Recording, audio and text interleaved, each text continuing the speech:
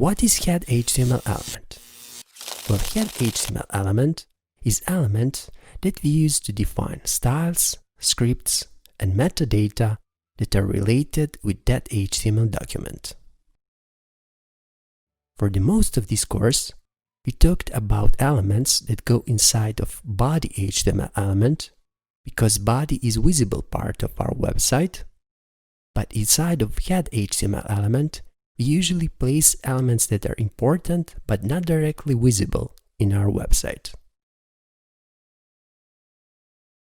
Thanks for watching this tutorial, and I hope this was helpful to you. If you like our work, please become our Patreon or simply donate to our PayPal. Please remember, even a little from you means a lot for us. You can follow us on our Twitter and Instagram profiles, and please don't forget to subscribe on our YouTube channel, because on our YouTube channel, knowledge is waiting for you.